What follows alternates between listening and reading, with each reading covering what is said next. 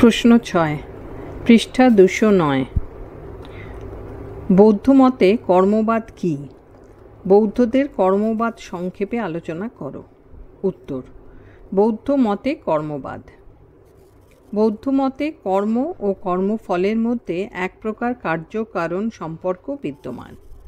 প্রত্যেকটি সকাম কর্ম তাই কোনো না কোনো ফল উৎপন্ন করে থাকে। মানুষকে এই কর্মফল ভোগ করতেই হয়। কর্মফল ভোগ এই জন্মেও হতে পারে, আবার তা পরজন্মেও হতে পারে। বৌদ্ধদের কর্মবাদ সংক্রান্ত আলোচনা। যেমন কর্ম তেমনি ফল। প্রতীত্য সমুৎপাদ থেকে নিঃসৃত বৌদ্ধদের আরেকটি গুরুত্বপূর্ণ মতবাদ হলো কর্মবাদ।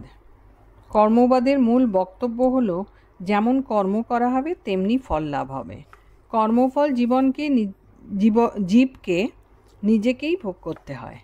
কর্মফলের ভোগ এ জন্মেও হতে পারে, আবার তা পরজন্মেও হতে পারে। তবে কর্মফল কখনোই বিনষ্ট হয় না।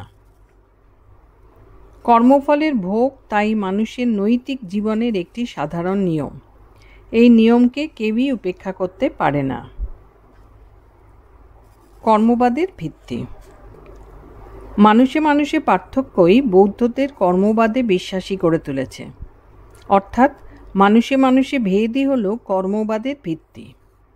এ প্রসঙ্গে নাগসেন বলেন যে, মানুষে মানুষে নানা বিষয়ে পার্থক্য আছে। এই সমস্ত পার্থক্যই মানুষকে কর্মবাদে প্রলুব্ধ করে। মানুষে মানুষে পার্থক্যের আপাতদৃষ্ট কোনো কারণ নেই, কিন্তু কর্ম অনুযায়ী ফলের যে ভোগ, সেই অমোঘ নিয়মকে মেনে নিতেই হয়। স্বাভাবিক ফলশ্রুতিতে তাই বৌদ্ধরা কর্মবাদকে নৈতিক নিয়ম হিসেবে স্বীকার করে নিয়েছেন।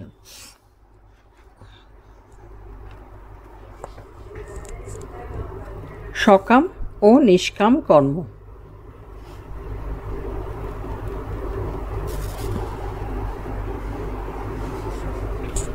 বৌদ্ধ দর্শনে কর্ম দু প্রকার: সকাম কর্ম, নিষ্কাম কর্ম।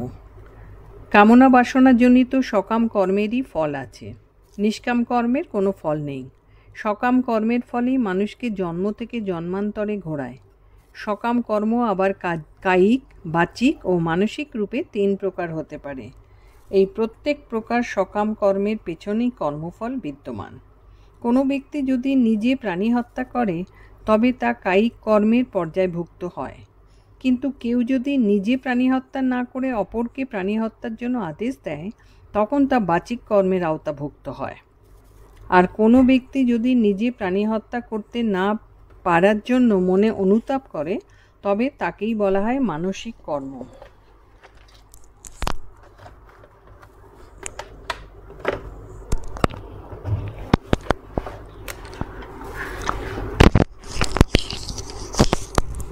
কর্মফলের 4টি স্তর। বৌদ্ধ দর্শনে কর্মবাদের পরিপ্রেক্ষিতে কর্মফলের 4টি স্তরের উল্লেখ করা হয়েছে। এগুলি হল: 1. বিশুদ্ধ কর্মের জন্য বিশুদ্ধ ফলই পাওয়া যায়। 2. অশুদ্ধ কর্মের জন্য অশুদ্ধ ফলই পাওয়া যায়। 3. অশুদ্ধ বিশুদ্ধ কর্মের জন্য আংশিক শুদ্ধ ও আংশিক অশুদ্ধ ফল পাওয়া যায়। এবং শুদ্ধও নয় আবার অশুদ্ধও নয় এমন কর্ম নিজে নিজেই ক্ষতিকর।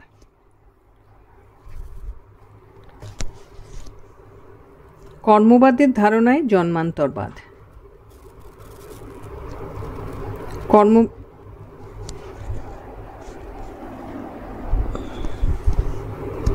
কর্মবাদের ধারণার সঙ্গে জন্মান্তরবাদের বিষয়টি অত্যন্ত ঘনিষ্ঠভাবে জড়িত।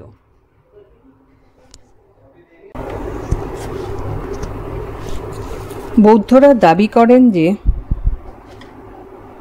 জীবকে তার কৃতকর্মের ফলভোগ করার জন্য পরের জন্ম পর্যন্ত অপেক্ষা করতে হতে পারে। অতীত জীবনে কর্মফল বর্তমান জীবনে কর্মফল ভবিষ্যৎ জীবনের জন্য সঞ্চিত থাকতে পারে। সুতরাং দাবি করা সঙ্গত যে, মানুষ অতীত জীবন, বর্তমান জীবন এবং ভবিষ্যৎ জীবন সবই কর্মফল মানুষের অতীত জীবন, বর্তমান জীবন এবং ভবিষ্যৎ জীবন সবই কর্মফল দ্বারা নিয়ন্ত্রিত।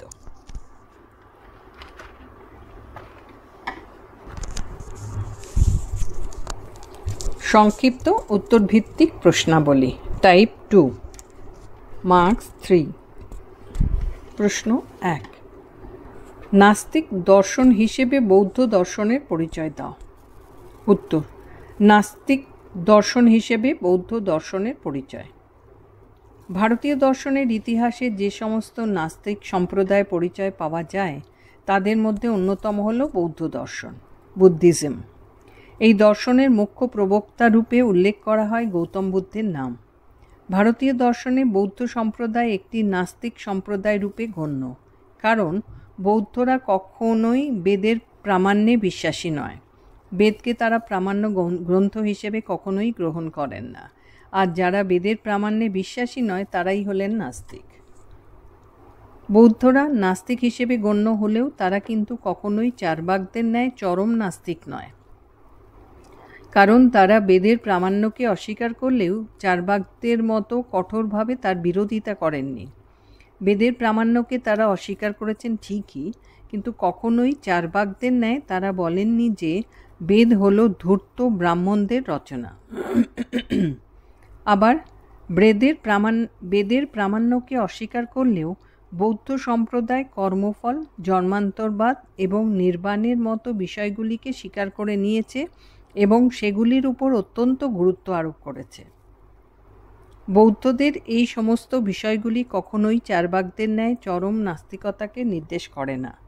সে কারণেই বলা যায় যে বৌদ্ধগণ নাস্তিক রূপে গণ্য হলেও চরম নাস্তিক নয়, তারা হলেন নরমপন্থী নাস্তিক।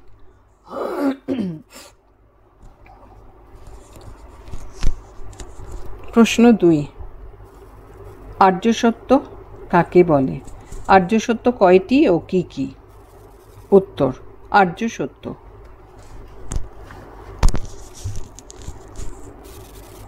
বৌদ্ধ দর্শনের একটি মূল বিষয় হল আর্যসত্যের ধারণা। সাধনার দ্বারা যে সমস্ত সত্যকে বুদ্ধদেব লাভ করেছেন সেগুলোকেই বলা হয় আর্যসত্য, ব্র্যাকেটে নোবেল ট্রুথ। সাধারণ মানুষের দুঃখ নিরসনের জন্য বুদ্ধদেব গভীর ও কঠোর তপস্যায় মগ্ন ছিলেন। তপস্যার অন্তিম লগ্নে তিনি রাত্রি 4 প্রহরে 4টি আর্যসত্যের উপলব্ধি করতে সক্ষম হয়েছিলেন। এগুলিকেই বৌদ্ধ দর্শনের মূল ভিত্তিরূপে গণ্য করা হয়। আর্যসত্যের প্রকার।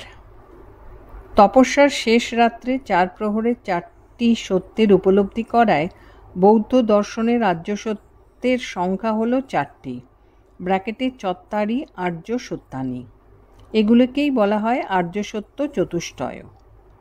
দীর্ঘ তপস্যার পর দিব্য জ্ঞান লাভ করে গৌতম বুদ্ধ এই সত্যে উপনীত হন যে মানব জীবনে দুঃখ, কষ্ট ও পুনর্জন্মের মূল কারণ হল অবিদ্যা এবং তজ্জনিত কামনা, বাসনা ও আসক্তি। এই 4টি আর্যসত্য হল: 1, দুঃখ অর্থাৎ দুঃখ আছে। 2, দুঃখ সমুদয় অর্থাৎ দুঃখের কারণ আছে। 3, দুঃখ নিরোধ অর্থাৎ দুঃখের নিবৃত্তি আছে। এবং 4, দুঃখ নিরোধ মার্গ অর্থাৎ দুঃখ নিবৃত্তির মার্গ বা পথ আছে।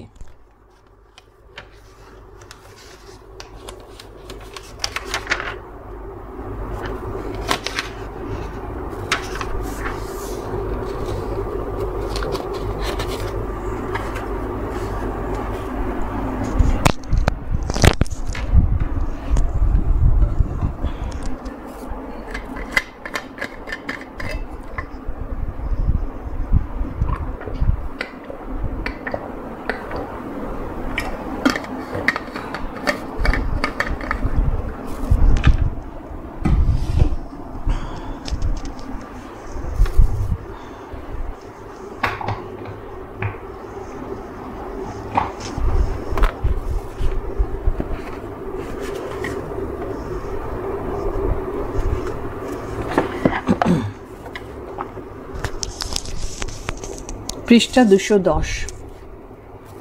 প্রশ্ন 3, বৌদ্ধ দর্শনের বিভিন্ন সম্প্রদায়গুলি কি তা সংক্ষেপে উল্লেখ করো। উত্তর, বৌদ্ধ দর্শনের বিভিন্ন সম্প্রদায়। বুদ্ধদেবের নির্বাণ লাভের পর তার উপদেশাবলীর ব্যাখ্যা প্রসঙ্গে পরবর্তী বৌদ্ধরা 2টি ভাগে বিভক্ত হয়ে পড়েন। এই 2টি ভাগের একটি হলো হীনযান সম্প্রদায় এবং অপরটি হলো মহাযান সম্প্রদায়। হীনযানীদের বলা হয় প্রাচীনপন্থী এবং মহাযানীদের বলা হয় নবীনপন্থী। হীনযানীরা আবার দুটি উপধারায় বিভক্ত, বৈভাষিক এবং সৌত্রান্তিক। বৈভাষিকরা হলেন বাহ্য প্রত্যক্ষবাদী, কিন্তু সৌত্রান্তিকরা হলেন বাহ্যানুমেয়বাদী। মহাযানীরাও আবার দুটি উপধারায় বিভক্ত, যোগাচারবাদী ও শূন্যবাদী। যোগাচার সম্প্রদায় আবার বিজ্ঞানবাদ নামেও অভিহিত, কারণ তাদের মতে একমাত্র বিজ্ঞান বা চেতনারই অস্তিত্ব আছে। শূন্যবাদের মূল বক্তব্য হল বাহ্য বস্তু ও চেতনা সমস্ত কিছুই হলো শূন্য। বৌদ্ধ দর্শনের বিভিন্ন সম্প্রদায়গুলিকে নিচে ছকের সাহায্যে দেখানো হলো। এখানে একটা ছক বানানো হয়েছে, ওপরে লেখা আছে বৌদ্ধ দর্শন, সেখান থেকে ওটাকে দুটো ভাগে ভাগ করা হয়েছে। বাঁ দিকে হলো হীনযান সম্প্রদায় ব্র্যাকেটে বস্তুবাদী, আর ডান দিকে হয়েছে মহাযান সম্প্রদায়, যেটা হলো ভাববাদী। এবার হীনযান সম্প্রদায়কে আবার দুটো ভাগে ভাগ করা হয়েছে, একটা হলো বৈভাষিক ব্র্যাকেটে বাহ্য প্রত্যক্ষবাদী, আরেকটা হলো সৌত্রান্তিক যেটা হলো বাহ্যানুমেয়বাদী বা বাহ্য অনুমেয়বাদী। আর ডান দিকে যে মহাযান সম্প্রদায় রয়েছে তাকে আবার দুটো ভাগে ভাগ করা হয়েছে, একটা হলো যোগাচার ব্র্যাকেটে বিজ্ঞানবাদী, আরেকটা হলো মাধ্যমিক সম্প্রদায় ব্র্যাকেটে বিজ্ঞানবাদী। প্রশ্ন 4, বৌদ্ধবাণী বা ধর্মবাণী কি? উত্তর, বৌদ্ধবাণী বা ধর্মবাণী বোধি বা সত্যজ্ঞানের সন্ধান লাভ করেও কিন্তু বুদ্ধদেব তৃপ্ত হলেন না, কারণ শুধু নিজের দুঃখ কষ্টের নিরোত্তার কাম্য নয়, তার কামনা হলো বিশ্বের সমস্ত লোকের দুঃখমোচন। এই প্রয়াসে তিনি তার তপস্যালব্ধ সত্য জ্ঞান বিতরণ করার জন্য দেশ বিদেশে বিভিন্ন বাণী প্রচার করলেন। এই বাণী হলো ধর্মবাণী বা বৌদ্ধবাণী। এই বৌদ্ধবাণীর ওপর নির্ভর করেই গড়ে উঠেছে বৌদ্ধ দর্শন। বুদ্ধদেব মুখে মুখে তার শিষ্যদের মধ্যে এই বাণী প্রচার করতেন।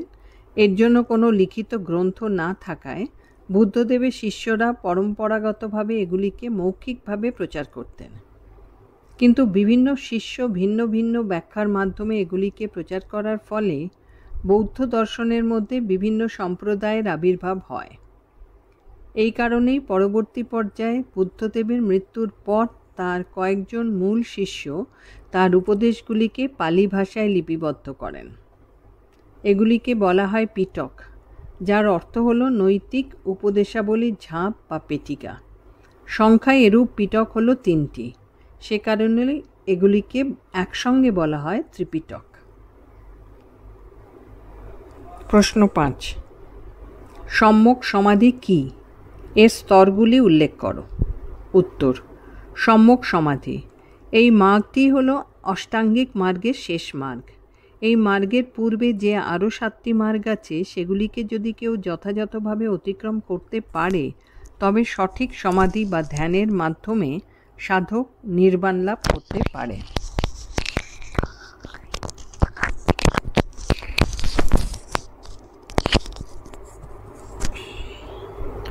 সম্যক সমাধির পূর্বে অষ্টাঙ্গিক মার্গে যে 7টি স্তরের কথা উল্লিখিত হয়েছে সেগুলিকে অতিক্রম করতে পারলেই সাধক সমাধির অধিকারী হতে পারেন। অবশ্য ধ্যানস্থ হওয়ার সঙ্গে সঙ্গেই যে নির্বাণ লাভ হয় না এ কথাও বৌদ্ধরা স্বীকার করেন। তারা সমাধির মূলত 4টি স্তরকে স্বীকার করেছেন এবং এগুলি হল: 1. প্রথম স্তর। এই স্তরে সাধক 4টি আর্য সত্যের মর্মটিকে উপলব্ধি করেন এবং বিচার বিশ্লেষণের ফলে আনন্দ অনুভূতির অধিকারী হন। 2. দ্বিতীয় স্তর। এই স্তরে বিচার বিশ্লেষণের মাধ্যমে নিঃসন্দেহ ও নিশ্চিত জ্ঞানের অধিকারী হন সাধক। এই স্তরে আনন্দের অনুভূতি আরও গভীরতর হয়। 3. তৃতীয় স্তর। এই স্তরে নির্বাণেচ্ছু ব্যক্তি আনন্দের চেতনাকে অতিক্রম করে আরও গভীরভাবে সমাধিস্থ হন।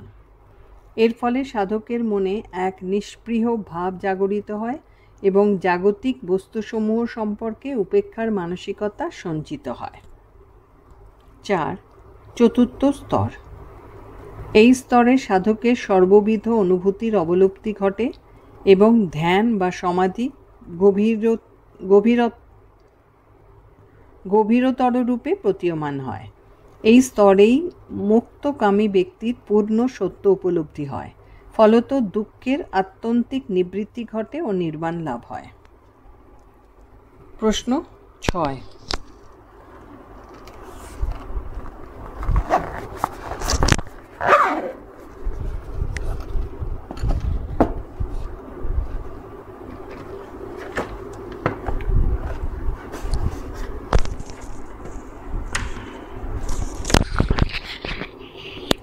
প্রশ্ন 6।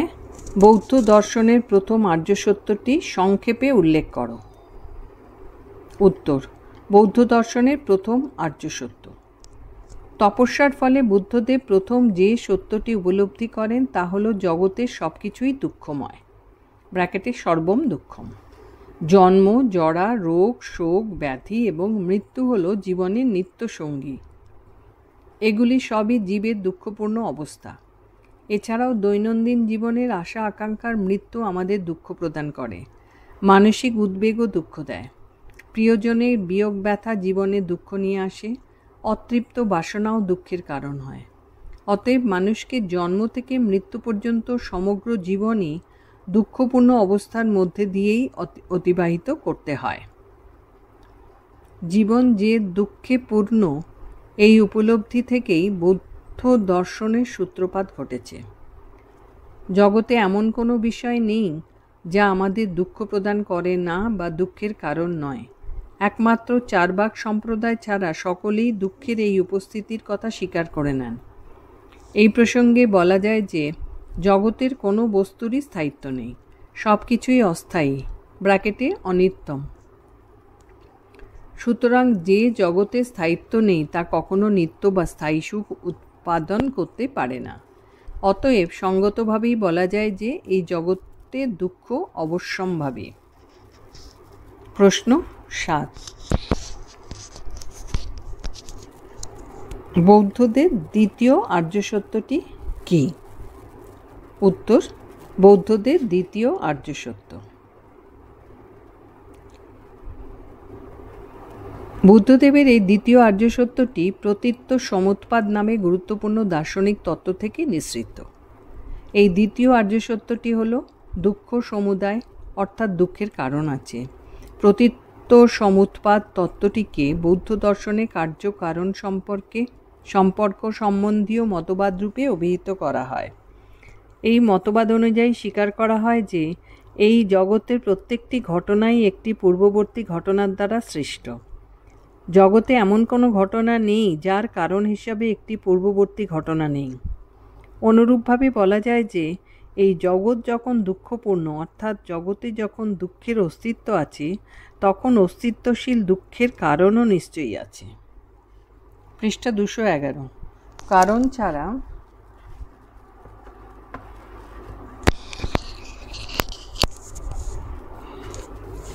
দুঃখের কোনো অস্তিত্ব থাকতে পারে না।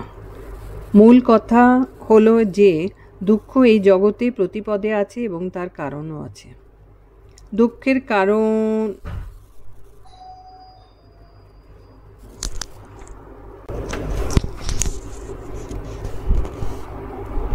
কারণ ছাড়া দুঃখের কোনো অস্তিত্ব থাকতে পারে না।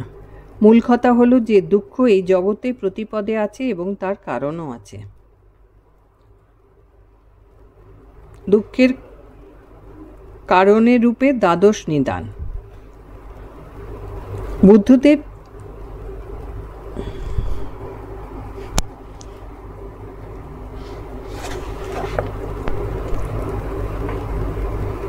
বুদ্ধদেব জীবের দুঃখের কারণ রূপে 12টি নিদানের উল্লেখ করেছেন। এগুলিকে বলা হয় দ্বাদশ নিদান।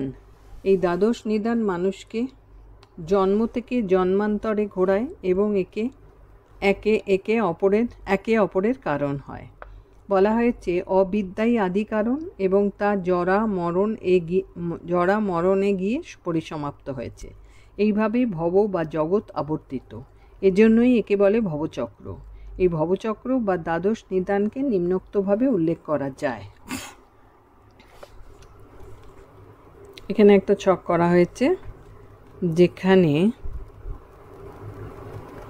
আচ্ছা প্রথমে দ্বাদশ নিদানটা পড়ে নিচ্ছি। অবিদ্যা, তারপরে অ্যারো দিয়ে সংস্কার, তারপরে বিজ্ঞান, তারপরে নামরূপ, তারপরে সরায়তন, তারপরে স্পর্শ, বেদনা, তারপরে তৃষ্ণা, তারপরে উপাদান, তারপরে ভব, তারপরে জাতি এবং শেষে আরও দিয়ে জরা মরণ। আচ্ছা, এগুলোর মধ্যে অবিদ্যা ও সংস্কার প্রথম দুটি নিচে আবার লেখা আছে, একসাথে নিয়ে লেখা আছে অতীত জীবন। আর বিজ্ঞান থেকে ভব পর্যন্ত হলো বর্তমান জীবন। বিজ্ঞান, নামরূপ, সরায়তন, স্পর্শ, বেদনা, তৃষ্ণা, উপাদান, ভব, এগুলো হলো বর্তমান জীবন। আর জাতি এবং জরা মরণ এটা হলো ভবিষ্যৎ জীবন। প্রশ্ন 8, দ্বাদশ নিদান কিভাবে কার্যকারণে আবদ্ধ তা উল্লেখ করো।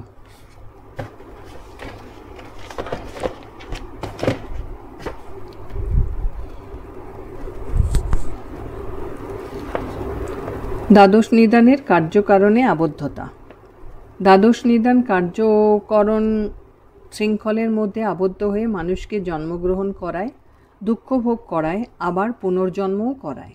এভাবেই বারবার সংসারে চক্রের ন্যায় ঘোরায় বলে একেই বলা হয় ভবচক্র। জীব জন্মগ্রহণ করে বলেই তা থেকে জরা মরণাদি আসে। সুতরাং জাতি বা জন্মই হলো জরা মরণের কারণ। জন্মের কারণ হলো ভব বা পুনর্বার জন্মগ্রহণের ব্যাকুলতা। এই ভব বা ব্যাকুলতার কারণ হলো উপাদান বা জাগতিক বিষয়ের আসক্তি। উপাদান বা আসক্তির কারণ হলো তৃষ্ণা বা ভোগের বাসনা। ভোগের বাসনা বা তৃষ্ণার কারণ হলো বেদনা। বেদনার কারণ স্পর্শ বা ইন্দ্রিয় সংযোগ। স্পর্শ বা ইন্দ্রিয় সংযোগের কারণ হলো সরায়তন, অর্থাৎ 6টি ইন্দ্রিয় সম্ভোগ। সরায়তনের কারণ হলো নামরূপ দেহমনের সংগঠন। নামরূপের কারণ হলো বিজ্ঞান বা চেতনা। চেতনার কারণ হলো সংস্কার বা অতীত জীবনে সম্পাদিত কর্মের ফল।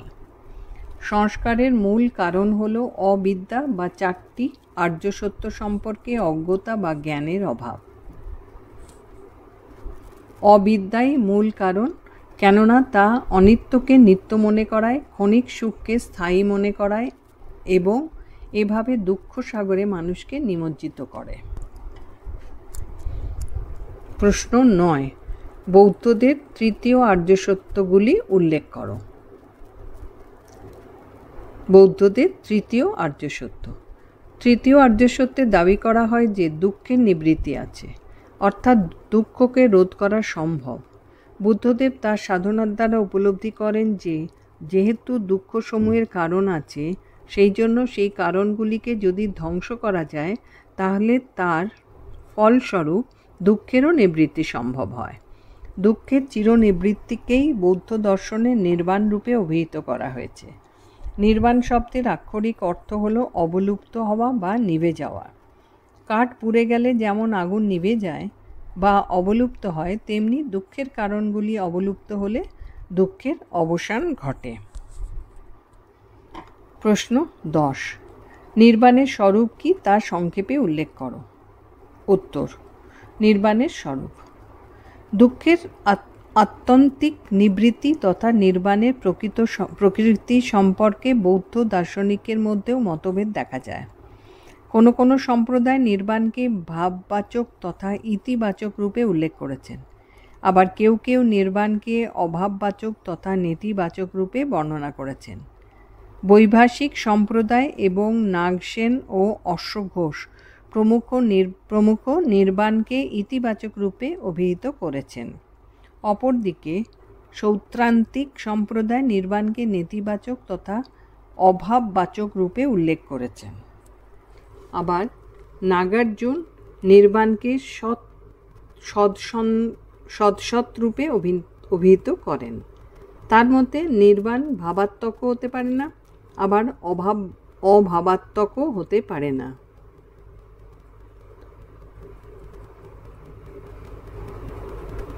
চিন্তার কোনো কোটির মাধ্যমে নির্বাণকে ব্যাখ্যা করা যায় না বলে নির্বাণকে বলা হয় চতুষ্কোটি বিনিমুক্ত।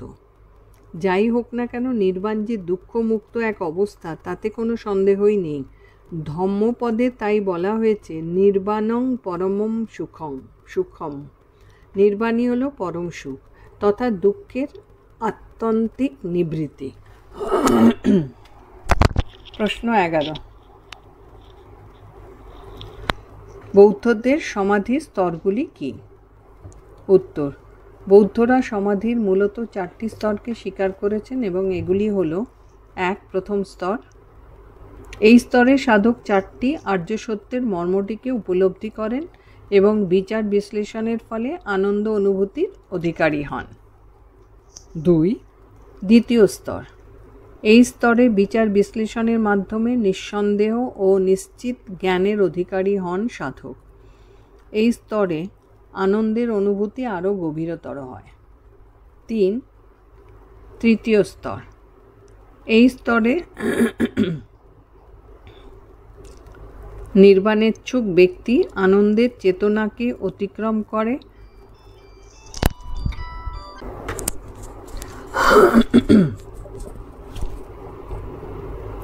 দু নম্বর দ্বিতীয় স্তর। এই স্তরে বিচার বিশ্লেষণের মাধ্যমে নিঃসন্দেহ ও নিশ্চিত জ্ঞানের অধিকারী হন সাধক। এই স্তরে আনন্দের অনুভূতি আরও গভীরতর হয়।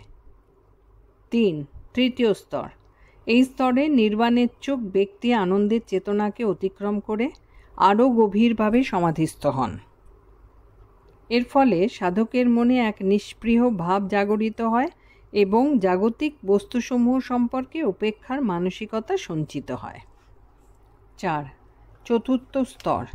এই স্তরে সাধকের সর্ববিধ অনুভূতির অবলুপ্তি ঘটে এবং ধ্যান বা সমাধি গভীরতম রূপে প্রতীয়মান হয়। এই স্তরে মুক্তিকামী ব্যক্তির পূর্ণ সত্য উপলব্ধি হয়। ফলত দুঃখের আত্যন্তিক নিবৃত্তি ঘটে ও নির্বাণ লাভ হয়। প্রশ্ন 12, বৌদ্ধ দর্শনে সতের লক্ষণ কি? উত্তর, বৌদ্ধ দর্শনে সতের লক্ষণ: 1.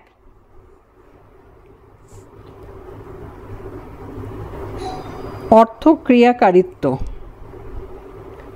বৌদ্ধ দর্শনে সতের লক্ষণ হল অর্থক্রিয়াকারিত্ব।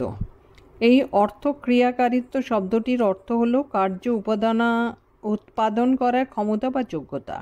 সে কারণেই বলা যায় যে যার কার্য উৎপাদন করার ক্ষমতা বা যোগ্যতা আছে তাই হলো সৎ, আর যার কোনো কার্য উৎপাদন করার ক্ষমতা বা যোগ্যতা নেই তাই হলো অসৎ। বীজের উৎপাদন করার ক্ষমতা আছে বলেই বীজ সৎ রূপে গণ্য। অপরদিকে বীজের উৎপাদন ক্ষমতা নেই বলেই তা অসৎ রূপে স্বীকৃত। রত্নকীর্তি তাই বলেন অর্থক্রিয়াকারিত্ব লক্ষ্যমানং সৎ। 2. ক্ষণিকত্ব।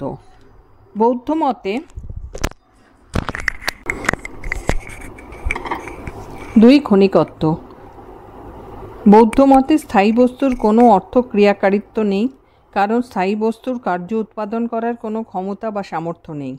স্থায়ী বস্তু তাই সৎ নয়।